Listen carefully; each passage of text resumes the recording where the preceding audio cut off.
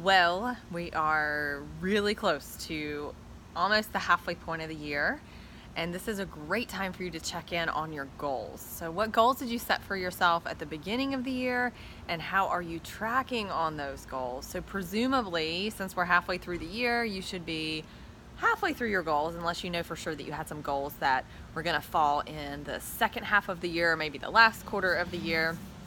And what I always recommend is that at least on a quarterly basis, you're checking in on your goals and asking yourself some important questions, not just whether or not you've completed them, but checking in with yourself and seeing where you are. And I've created a really cool document. I put the link in the comments or the description of the video so that you can download a free copy of that. But I wanted to just talk you through a couple of the sections that I included and talk to you about why I included those sections on the handout. This is a really helpful tool for you to get quiet, go inside, reflect. We don't stop ourselves and slow down enough to check in and see how we're doing. So a couple things, and I'm reading these off of my computer that I have here, so pardon my eyes back and forth, up and down. But a couple things I have on the what I call the rewind and reflect document is my favorite moment or moments of the quarter, my biggest challenge that I overcame that helps us. The first one, my favorite moment, just kind of helps us feel the sense of gratitude and appreciation for something really cool that happened to us. And then biggest challenge that I overcame just reinforces our strength and our courage, because typically we overcome something and then we just move on to the next thing and we don't really think about what that means for us.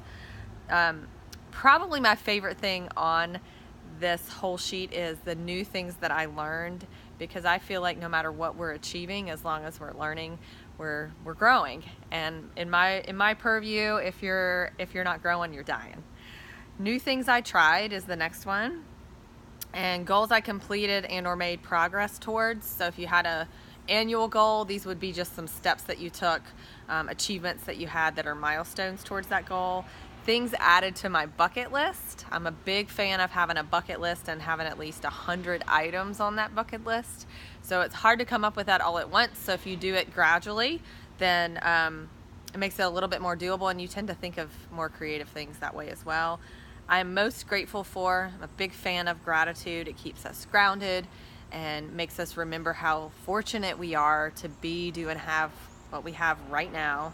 And then the next thing and the last thing on the page is now I'm working on new goals that I'm working on and the steps that I'm taking to complete those goals. So that kind of gets us thinking about what is the next quarter going to look like, and how am I going to shape up when year end comes and it's time to see how I did.